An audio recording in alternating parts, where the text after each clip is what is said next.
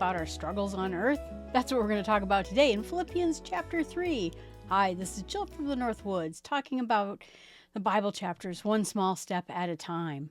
Paul begins this section by saying, finally, my brothers, and this word finally doesn't mean he's wrapping things up. It really means from here on, as for the rest. And so the first thing he tells them, rejoice in the Lord. That word rejoice is important because Paul is saying that joy is something that's rooted in Christ himself. No matter what our circumstances are, prison, suffering, getting bit by a snake, I'm never going to get over being bit by a snake. All those sufferings, we can still rejoice in the Lord. When we talk about happiness, we're saying, oh, things are going really well. This is not that kind of thing. It is a deeper, less fleeting kind of inner joy. Paul is not saying this because there's no troubles in his life. He has a lot of troubles in his life. He is reminding them of this because it's there to safeguard his faith and their faith together. But now, all of a sudden, we have a big tone shift right here. So then, this takes a big shift. He says to look out for the dogs, the evildoers, those who mutilate the flesh. Big language, right? So we have to remember that, first of all, dogs in the ancient world, there were two kinds of dogs. Pets that were part of the family and scavenger dogs. When I was in Israel, I was on the beaches of Ashkelon, and there were scavenger dogs that were running up and down the hills. And they dig through the garbage. They can be infected, diseased. These are not cute, loyal animals. These are threatening beasts, right? And that's what he means. He uses this image very intentionally because what he's looking at are people who are opponents to the gospel, people who claim to belong to God, distorting the message. In this case, they're insisting, yet again, we've seen this before, circumcision is required for salvation. Paul says that they're mutilating the flesh, not because they are turning to the covenant with God. They're turning it into a false source of confidence. Well, you have done the right action. We're going to talk coming up here on Small Steps with God about what it means to be circumcised in the heart and talk a little bit about this concept of circumcision. But basically, at one point, it was meant to be, God, I'm dedicated to you. I'm right here. I'm with you, right? And at some point, it became rote. I'm doing this because now I'm God's chosen people, and that's not where your confidence is. Your confidence isn't because you have altered your flesh. Your confidence is in something else. We are the circumcision, he says, not physically, but spiritually, worshiped by the Spirit of God. We glorify Jesus Christ, and we put no confidence in the flesh. It's not a Gnostic thing, because again, this is another place where people got off into Gnosticism. It doesn't mean the body. It means human effort, human status, human achievement. The same issues that Jesus confronted with the Pharisees, obsessed with their nice robes and their cleanliness. And he says, you're just a bunch of you're a clean grave with bones in them. You look great on the outside, but there's nothing there. And so now Paul then is laying out his own resume. And we've seen this before because, like I said, people are accusing him of being wrong because his life is not going well by human standards or what, another person might see. And like I said, to a Roman, status was everything. So they might be concerned that maybe this is a sign he's doing something wrong. So he says that if anyone had reason to trust in the flesh, it's going to be Paul. He's circumcised on the 8th day, right according to the rule. He was part of the people of Israel, tribe of Benjamin, the Hebrew of Hebrews, a Pharisee. The Pharisees thought of themselves as the best kind of a Jewish person to be. And he was zealous. He tried to do every rule and every dot and follow everything exactly right. He persecuted the church because of how it conflicted with his beliefs so that he could remain blameless under the law. He tried to check every box there was to be checked. If there was a reward for checking boxes, Paul would have been at the top of that list. But then he says something amazing here, that he counts all of this as loss for the sake of Jesus Christ. It's not neutral, it's loss. It's worse than neutral, because compared to knowing Jesus Christ and to loving Jesus and faith and trust in Jesus, it's all garbage. It's made me less, essentially. He spent his whole life trying to earn righteousness, believing that he was doing exactly what God wanted him to do. And then he meets Jesus and everything changes in a matter of minutes, realizing that God's righteousness doesn't come from effort, but it comes through faith in Jesus Christ. It comes from God. And he wants to know Jesus, not just know about him, like facts and figures, but to know him deeply, to know that the power of his resurrection, his suffering, that Paul can even in the small bit share in his suffering, in the small bit become like him in death, so that he may attain the resurrection of the dead, meaning Paul can come back. Paul's not saying I've earned this. He's making that really clear. He is not arrived to the place where he has earned it. He hasn't achieved perfection.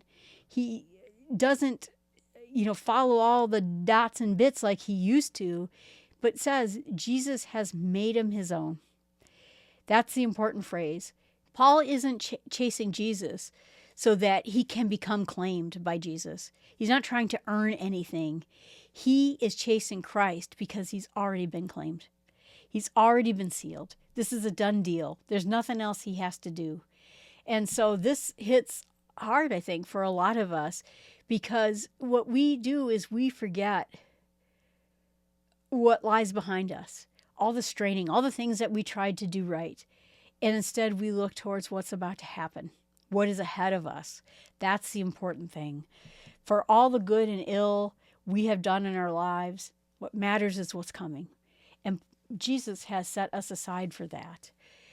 Paul had a past that could have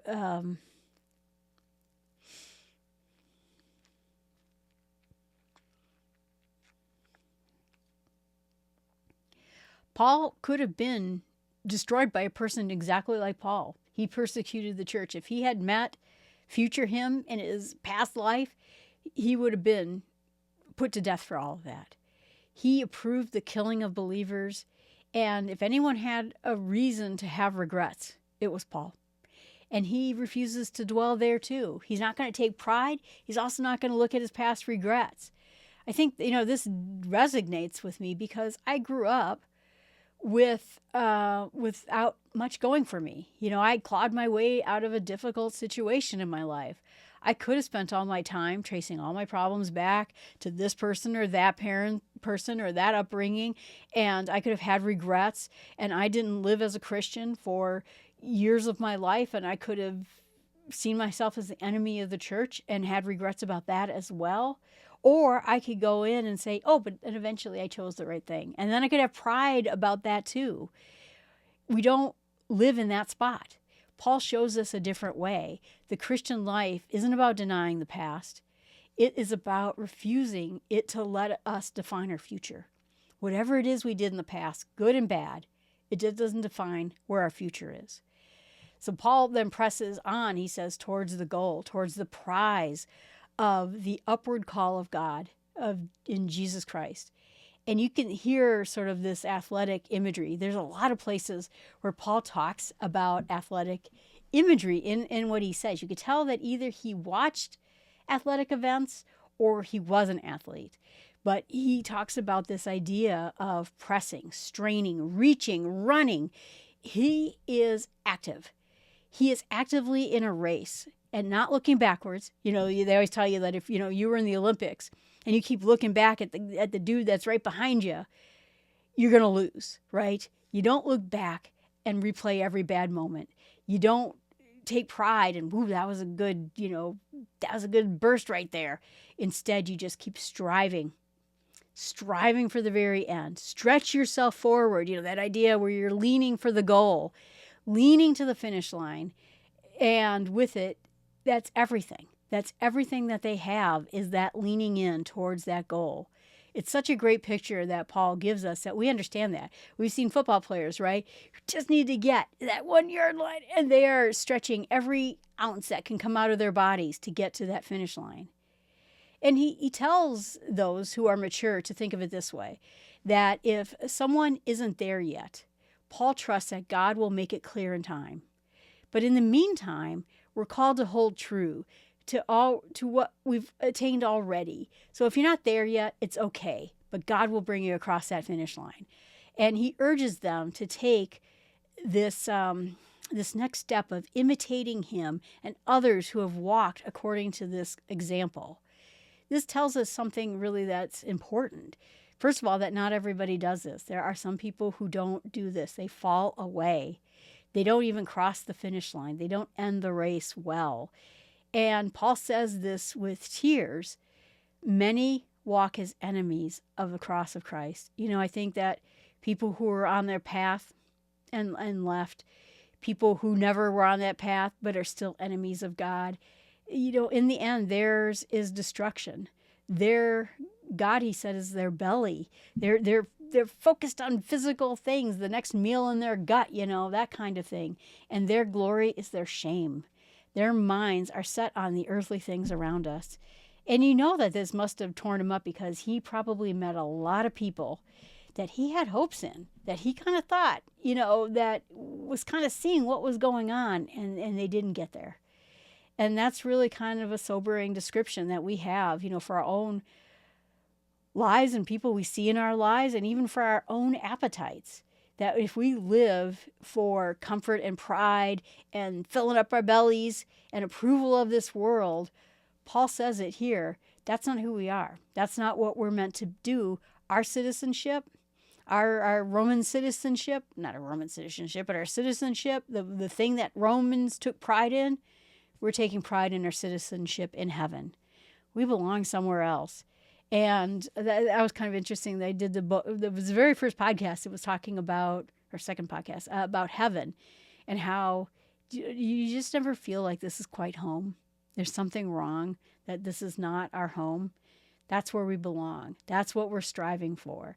And from heaven, our Savior is waiting for us so that we get transformed in this lowly body so that we be like him in his glorious body. The same power that enables him to subject all things to himself, he is going to give us this future glorious body when we arrive. He is waiting for us to come and arrive. Not early. We arrive on time, but that's the idea. Our eyes are focused. We're looking ahead at something else. And it reminds me of a couple of things off the top of my head. Is that, first of all, I don't know, maybe I'm at that age, bodies break down, right? You sneezed funny and now you threw your back out. Things hurt for no good reason. And yet this isn't the end of the story, because what is coming is resurrection and renewal and glory. The other thing that it makes me keep thinking about is, I always give this analogy, but in another podcast too, that I'm a biker, right? So I ride on a bike. And if you're on a trail and there's this giant rut in the trail, they tell you, don't stare at that rut in the trail. Because that's your first thing, is you stare at it thinking that if I don't look at it, I'm going to drive my bike right into it and maybe fall off my bike. But if you stare at it, you will definitely go into the rut. So what you do is you stare at the place you want to be. And that's what he's telling us. Don't stare at this rut in the road. Stare at heaven. Stare at God himself seated at the right hand of the Father, where you're going to go. Don't look at the rut. That's where your focus should be. And that's an incredible message, I think. It really, like I said, strikes to the heart. And that's where we leave chapter 3. What I'm going to meditate on is this turning over in my mind about this chapter, the contrast that Paul brings between the two different ways of walking in life. Those who fix their minds on the rut, the earthly things, pride and appetite and comfort and self, and those who strain for Christ. Reach out. When the road looks hard, they keep their eyes focused on heavenly things. And when we're feeling stuck, in life, don't get stuck looking at the things on earth. the things that are falling away, the things that don't matter, the things that are in our past, the shames or the accomplishments, because neither one of them is going to determine what we're going to become. What matters is the direction we're facing now, where we're going to go. It shows us that the Christian life is lived with eyes upward and forward, pressing towards Christ and trusting in what lies ahead far more than what's behind us. And what I'm going to pray about is this idea about where my eyes are fixed, whether I'm looking at the rut or I'm looking at backwards behind me and looking at the racers who are coming in behind me. Am I replaying past mistakes and regretting decisions, or even clinging to my past successes and thinking, wow, they still define me. I was the head of the cheerleading squad. I wasn't, but you know what I mean? And Paul reminds us instead that we should look forward and not backward. And so my prayer is that God would keep me straining ahead, even when the road either looks tiring, I stumble, or I have a quick glance backwards. That's where I really want to do. Our citizenship is truly ahead of us and upwards, and that's where we should keep our focus. And what I'm going to share with others is this idea that Christian life is not about living in your past, good or bad. It's about moving forward in Christ. And when you look backwards, it doesn't heal you. It doesn't save you. It could be like, Paul himself. He could have looked back and been trapped by his guilt over what he used to do, or look back and look at pride about all the cool things he did, and all the people he got to talk to. And he rejects both of those. Press forward. It's an invitation for all of us, no matter what we've done, no matter who we have been, no matter what thoughts used to define us. Christ is calling us forward. And when we keep our eyes on him, keep running the race, the prize ahead is worth everything. All right, everyone, thanks so much. Appreciate you being out there. If you are interested in my other podcasts, you can check out jillfromthenorthwoods.com, and that you can leave a message here if you're watching this on a video channel. I hope everything's going well for you. I just recently changed my host for my podcast, and they seem to be going out a little bit more evenly than they had been. Appreciate y'all being out there. Have a great day.